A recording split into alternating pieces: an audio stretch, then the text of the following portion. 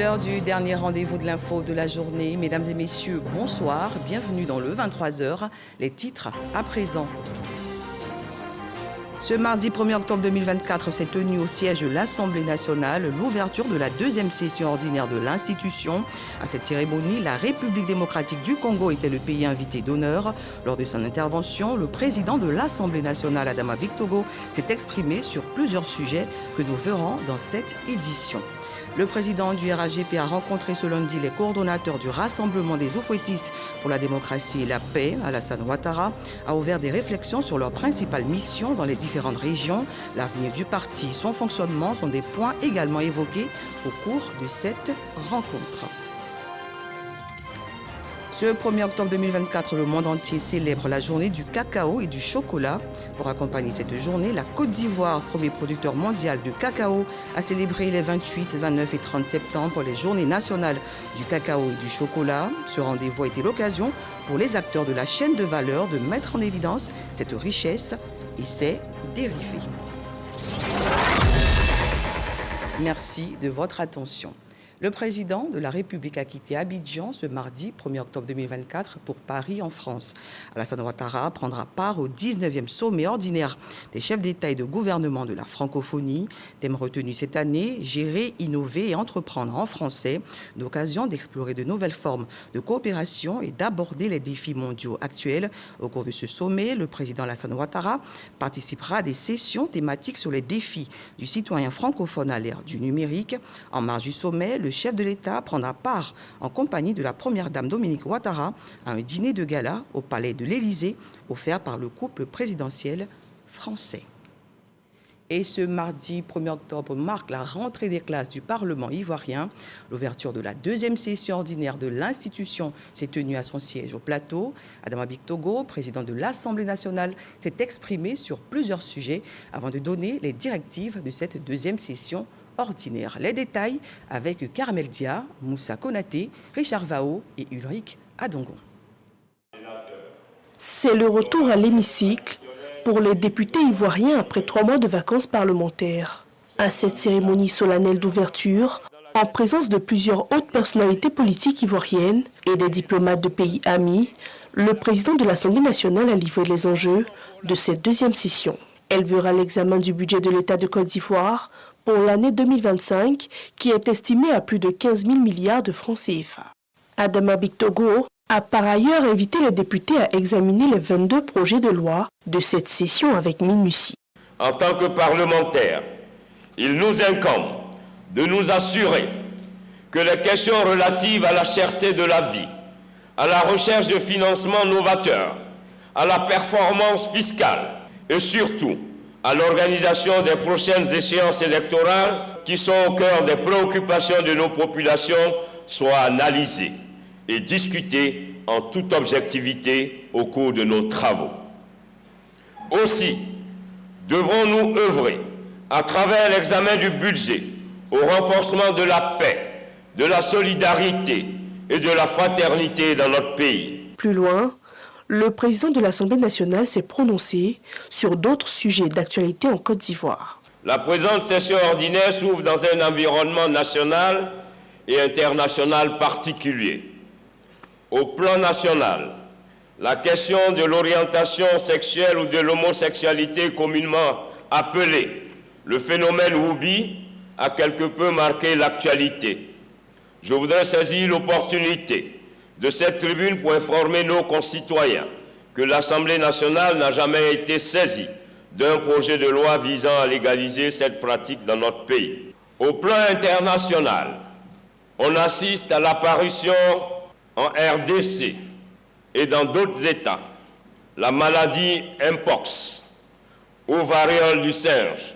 La Côte d'Ivoire a su apporter la riposte et je voudrais assurer la République sœur du Congo que la Côte d'Ivoire sera à ses côtés pour que dans la mutualisation de nos forces, nous puissions apporter la riposte à cette maladie Mpox qui vient à nouveau endeuiller notre Afrique. Invité d'honneur de cette cérémonie, le président de l'Assemblée nationale de la République démocratique du Congo, Vital Kamerhe, a livré un discours qui a traduit la qualité des relations qui lie les deux pays. D'Abidjan à Kinshasa, la fibre africaine est forte. Au-delà de la langue française que nous avons en partage, nos cultures nous unissent. L'unité et la solidarité africaine que nous appelons de tous nos vœux, c'est aussi notre capacité en tant que leader à trouver des solutions africaines aux problèmes africains. Nous devons par tous les moyens mettre fin à la guerre dans mon pays, la République démocratique du Congo, au Sud-Soudan, au Mali, au Burkina Faso, pour que l'Afrique puisse se doter d'un plan concerté de développement intégral de ce beau continent, la nouvelle destination du monde. C'est pour moi l'occasion de saluer à cet égard les efforts de leurs excellences, M. Alassane Ouattara, président de la République de Côte d'Ivoire, et M. Félix-Antoine Tshisekedi Tshilombo, président de la République démocratique du Congo, en faveur de la paix et de l'unité africaine. C'est ici pour moi l'occasion de souligner l'importance de renforcer nos liens économiques au niveau bilatéral, mais aussi de stimuler les mécanismes multilatéraux propices à une coopération et des échanges plus accrus à l'échelle de tous les continents. Ouverte ce mardi 1er octobre 2024, la deuxième session ordinaire de l'Assemblée nationale prendra fin le dernier jour ouvrable du mois de décembre, conformément à la Constitution. Les députés présents à la cérémonie livrent leurs sentiments au micro de nos reporters. C'est vrai, le président de l'Assemblée nationale a dit qu'il y a 22 lois en cours pour qu'on va traiter, mais la priorité des priorités, c'est la loi des finances, donc qui sera débattue, je pense, rapidement, le mois d'octobre, décembre, novembre, afin que ça puisse être voté le plus tôt possible. C'est une rentrée de retrouvailles et la particularité était que nous recevons le président de l'Assemblée nationale de la République démocratique du Congo, un pays frère. Ce que nous attendrons des ministres, c'est des programmes. Nous allons bien les regarder, les pertinences. Là où il ne faut pas mettre de l'argent, en tant que représentant du peuple, nous allons le dire. Nous sommes prêts pour pouvoir donc également travailler toujours pour la population, mais surtout veiller à ce que l'exécutif, tout ce que l'exécutif prend comme engagement, soit bien exaucé, soit bien donc assuré. Le président de l'Assemblée nationale a fait un très bon discours et ce qui est marquant, c'est l'appel à la solidarité des représentants du peuple en Afrique pour les défis communs qui sont les problèmes liés à la sécheresse, à la guerre, à la pauvreté et tout ce qui mine et qui plombe le développement de l'Afrique. Nous avons été très émus par l'intervention du président Vital Kamerhe. Il a attiré l'attention de toute l'Afrique sur la guerre qui se déroule dans l'est de la RDC, qui est une guerre qui nous interpelle, qui interpelle notre conscience d'Africains. Et il a en même temps mis le doigt sur la nécessité pour l'Afrique d'être un peu plus conséquente en ne donnant pas le sentiment ou bien l'image de quelqu'un qui est assis au milieu de la nourriture et qui meurt de faim.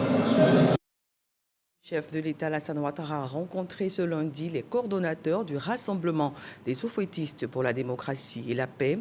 Le président du RHDP a ouvert des réflexions sur leurs principales missions dans les différentes régions. L'avenir du parti, son fonctionnement sont des points également évoqués au cours de cette rencontre. Le compte rendu d'Abdoulaye Koné. Réunis dans l'un des pavillons du Sofitel Hôtel Ivoire, tous les coordonnateurs régionaux du RHDP ont répondu présents à l'appel du chef, du président Alassane Ouattara. Quelques recommandations ont ainsi été faites pour la bonne marche du parti. Le président du directoire a rappelé que les coordonnateurs régionaux nommés par le président du parti sont au nombre de 47. Leur désignation intervient pour soutenir et coordonner les activités du parti au sein des 350 départements politiques et des 924 zones créées sur toute l'étendue du territoire national. Concernant les opérations en cours sur le terrain, le président du directoire a indiqué que 1 140 021 militants ont été enrôlés dans la base de données e-militants du RHDP. Par ailleurs, le parti se prépare activement au démarrage de l'opération de révision de la liste électorale fixée au 19 octobre par le gouvernement. Le RHDP s'est fixé un objectif de 1 200 000 potentiels primo-votants à inscrire sur la liste électorale. Le président du RHDP a enfin demandé aux coordonnateurs régionaux de développer la solidarité et de se tenir au plus près des préoccupations des militants. En considération de tous les travaux d'Hercule abattus au sommet de l'État, le président Alassane Ouattara a reçu une motion de soutien de tous les cadres de son parti. Exprimons notre gratitude à son Excellence M. Alassane Ouattara, président de la République, président du RHDP, pour la marque de confiance exceptionnelle manifestée à notre égard à travers notre nomination en tant que coordonnateurs régionaux. Encourageons son Excellence, Monsieur le Président Alassane Ouattara, à poursuivre avec la même ardeur et la même passion la vision de progrès et de prospérité qu'il incarne au service du bien-être de tous les Ivoiriens. Exprimons notre détermination à tout mettre en œuvre pour que le RHDP, sous l'égide de son Excellence Monsieur le Président Alassane Ouattara, soit le vainqueur incontesté de la prochaine élection présidentielle de 2025. Le président du parti a terminé cette rencontre d'orientation en réaffirmant aux coordonnateurs régionaux sa pleine confiance et le soutien du parti. Nous allons nous revoir très bientôt pour les prochaines étapes. Et je voudrais à nouveau vous féliciter, chacune et chacun de vous, et vous dire toute ma fierté que nous ayons pu construire ce grand parti. Un grand parti pour la Côte d'Ivoire, pour la paix dans notre beau pays et pour le développement et le progrès pour nos concitoyens. La direction du parti entend accroître l'impact de son projet politique dans toutes les régions du pays. Les 47 coordonnateurs nommés devront œuvrer sans relâche à la réussite des opérations édictées par le parti.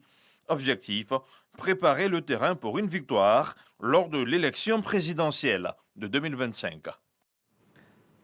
Au Front populaire ivoirien, des cadres réunis autour d'Issiaka Sangaré, ancien secrétaire général du parti, ont animé une conférence de presse. Ils contestent la décision d'Afin Guessan de mettre fin à l'alliance FPI-RHDP. Le reportage d'Éric Goré.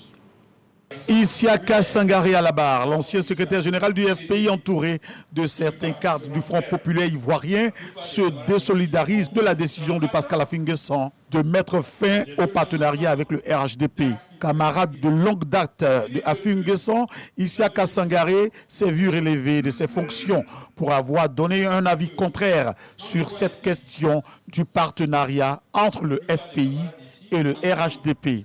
Un courant sera créé au sein du FPI, selon les conférenciers. Nous sommes dans une profonde divergence de vues par rapport à la vision, par rapport à la stratégie, par rapport à la gouvernance.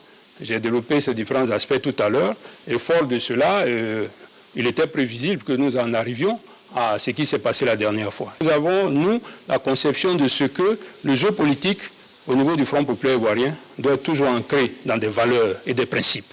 Dès lors qu'on s'en éloigne, dès lors qu'il y a une sorte de caporalisation de l'information, dès lors qu'il y a une rétention, dès lors que des décisions sont prises de façon unilatérale sans que les instances soient informées, il y a des raisons fortement justifiées et qui peuvent donc créer cette rupture-là. Mais nous restons toujours dans la finalité, apporter au Front populaire ivoirien des éléments de renouveau, et c'est pourquoi nous avons décidé aujourd'hui de créer un courant comme les statuts et règlements intérieurs du parti nous permettent. Le Front populaire ivoirien dirigé par Afin Guessan est secoué ces dernières semaines après son refus de continuer le partenariat avec le RHDP. Pour certains cadres de ce parti politique, cette décision est unilatérale. Un autre sujet, la 3e revue du programme économique et financier de la Côte d'Ivoire a été officiellement lancée ce mardi à Abidjan. 3 instruments sont concernés par cet exercice. Vous le verrez dans ce reportage signé Léon Brou. Au menu de cette 3e revue des programmes économiques de la Côte d'Ivoire, 2 outils d'aide du FMI, la facilité de résilience et de développement durable, les mécanismes élargis de crédit d'un montant global de 4,8 milliards de dollars américains. Le premier pour aider à relever les défis du changement climatique, le second pour faire de la Côte d'Ivoire un pays à revenu intermédiaire de la tranche supérieure et préserver la stabilité macroéconomique. Ici, le FMI satisfait de la croissance économique attendue de 6,8% sur la période 2025-2029. Ce qui permettra à la Côte d'Ivoire une nouvelle augmentation significative des revenus par habitant et des niveaux de vie. En résumé, la Côte d'Ivoire est en train de devenir un point d'ancrage de stabilité macroéconomique pour l'ensemble de la région de l'UEMOA.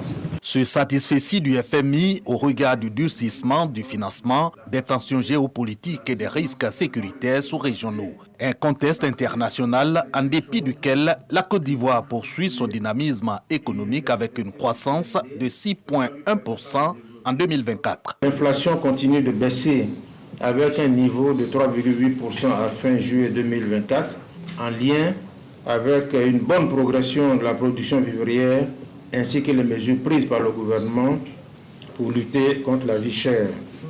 Le déficit budgétaire ressortira à 4% en 2024, soit une baisse de 1,2 points par rapport à celui de 2023 et se consoliderait à 3% dès 2025. Également prévu par la présente mission des consultations au titre de l'article 4 du statut du FMI. 1er octobre 2024, c'est la journée mondiale du cacao et du chocolat. La Côte d'Ivoire, premier producteur mondial du cacao, a célébré du 28 au 30 septembre les journées nationales du cacao et du chocolat. Occasion pour les producteurs de promouvoir cette richesse dans toute sa grandeur. Les visiteurs sont repartis édifiés par cette matière première et ses produits dérivés. Khalid Diomandé. Le cacao made in Côte d'Ivoire se dévoile sous ses plus belles facettes à la 9e édition des Journées nationales du cacao et du chocolat.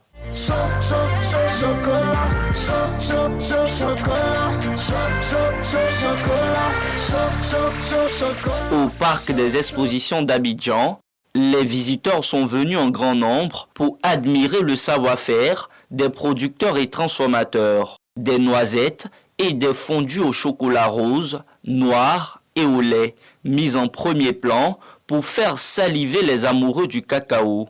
Et bien évidemment qu'ils ne peuvent résister à de tels délices. Le goût est top et je me rends compte que la Côte d'Ivoire évolue en matière de la transformation du cacao. C'est une qualité exceptionnelle qu'on voit ici, c'est une qualité mondiale que tout le monde peut utiliser et puis qui peut rivaliser même les producteurs ailleurs qu'ici. Le chocolat rose est obtenu à partir du travail des fèves non matures qui sont transformées afin d'obtenir cette couleur rose que vous voyez là. À ce rendez-vous, Viviane Kwame, maître chocolatier, utilise son génie créatif pour valoriser davantage le cacao ivoirien. Elle conçoit des objets à partir du chocolat. Presque tous les visiteurs sont sous le charme. Utiliser le chocolat pour en faire des chaussures. J'aurais cette chaussure que je ne l'apporterai jamais parce que c'est une œuvre d'art. Les chocolatiers ivoiriens ont de l'imagination, ils ont de la créativité à revendre. Ils sont très talentueux. On a des machines, donc la tempéreuse qui permet de cristalliser le chocolat. À partir de là, on le met dans des moules spécifiques pour pouvoir sortir des objets saisonniers, donc sacs, chaussures, tout ça. Mais derrière tout ça, c'est beaucoup d'années de formation, beaucoup de pratiques qui permettent en définitive de pouvoir faire toutes ces créations. Dans ce vaste univers, un petit produit tire son épingle du jeu. C'est ce yaourt à base de cacao et de lait, appelé yaourt grotto dans le jargon ivoirien. Le préféré des tout-petits, mais aussi des visiteurs étrangers. C'est la première fois que je mange cette glace, c'est vraiment très bon. On sent vraiment le bon goût du cacao. C'est très bon, c'est une bonne surprise. Je suis contente d'avoir goûté ça. Au-delà du comestible, les transformateurs ivoiriens se servent du cacao pour la fabrication des gels douches et des produits capillaires. De belles découvertes pour ces jeunes demoiselles venues en acheter. On a adoré et vraiment ces initiatives-là sont à encourager. On peut faire beaucoup de choses avec notre cacao, il vient de chez nous. Vraiment, il faut qu'on rentre au laboratoire et puis qu'on puisse sortir ce genre de produits-là. De la simple cabosse de cacao à une diversité de produits. Cette 9e édition de la Journée nationale du cacao et du chocolat démontre bien qu'au-delà de la production, la Côte d'Ivoire peut atteindre les plus grands sommets en matière de transformation. À ce jour, le pays a atteint un taux de transformation de 35% qui devrait connaître une hausse d'ici à 2030. La Côte d'Ivoire peut être fière de ses artisans. Direction la région de l'Aniébi-Tiassa où il est en mission de travail. Laurent Tchagba a rencontré les différents acteurs du secteur forestier. Au centre des échanges, la mise en œuvre de l'accord signé entre l'Union européenne et la Côte d'Ivoire. Le ministre des Eaux et Forêts a présenté cette convention avant de sensibiliser les populations sur la restauration du couvert forestier ivoirien. Fred Oulaye, Franck Dio.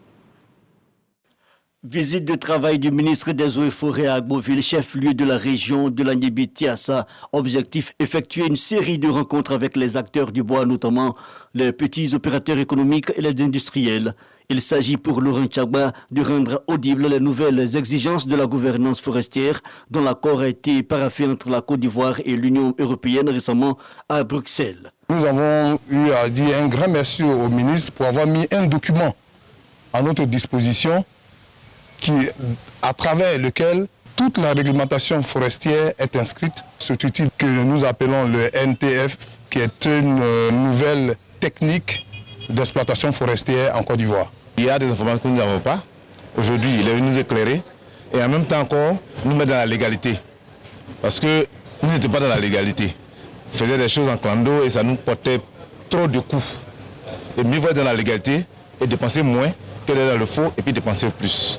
Plus tôt dans la journée, le premier responsable de la faune et de la flore a échangé au cours d'une visite dans une unité de transformation du bois avec les acteurs. Il s'agit de les sensibiliser sur les dangers liés au sciage illégal. Nous avons fait des séminaires, c'est bien, mais nous pensons qu'il faut descendre sur le terrain pour parler aux industriels, pour parler aux agents de dépôt et tout ça.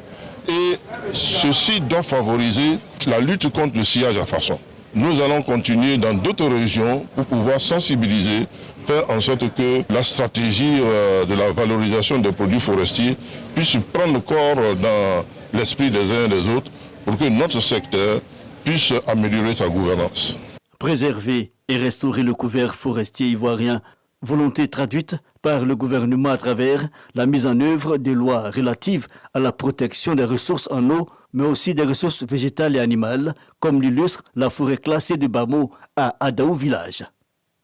Parlons à présent du Cyber-Citoyen Forum Tour, un projet visant la lutte contre la désinformation et les fake news en Côte d'Ivoire. C'est une initiative à mettre au compte de l'association Population Solidaire. Plus d'explications avec Naomi Mokla et Jean-Marc Djadji.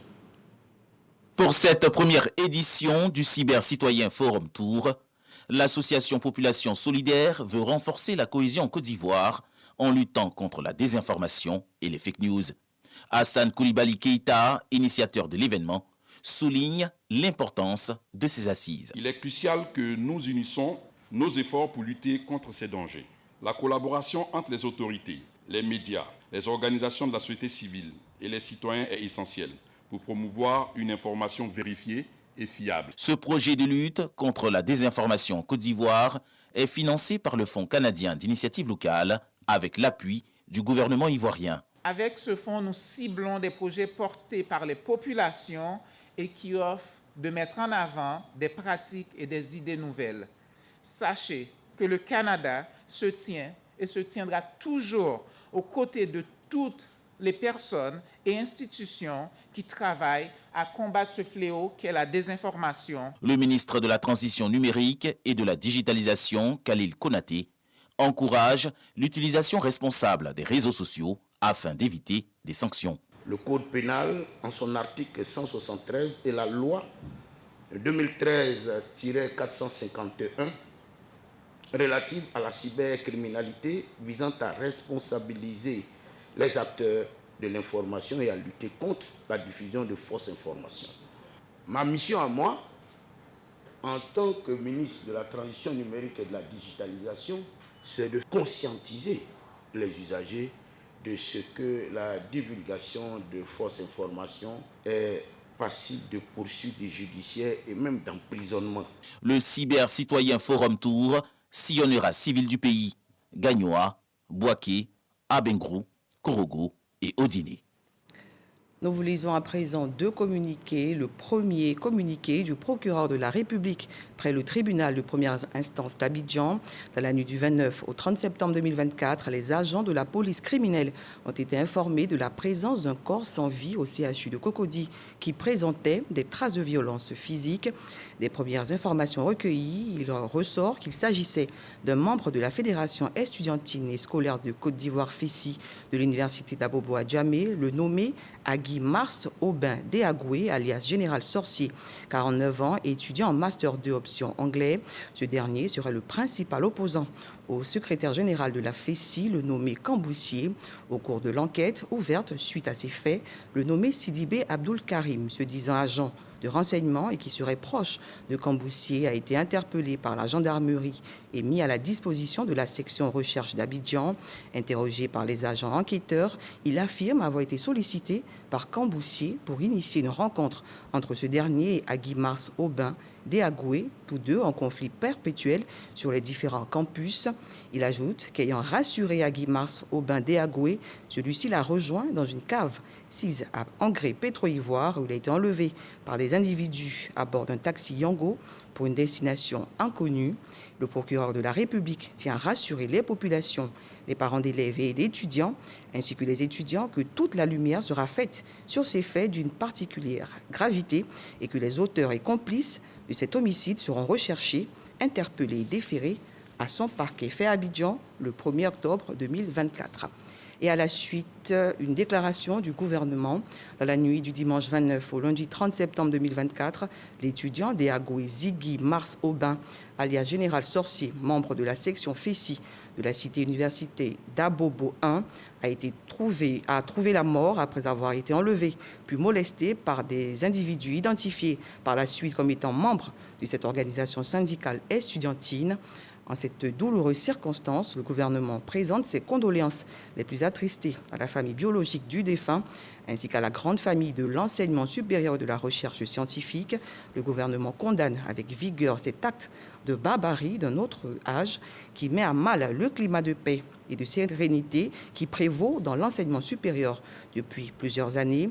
En attendant les conclusions de l'enquête ouverte par la police nationale, le gouvernement décide, à titre conservatoire, d'interdire toutes les activités des associations syndicales estudiantines sur l'ensemble du territoire national. Fait à Abidjan le 1er octobre 2024.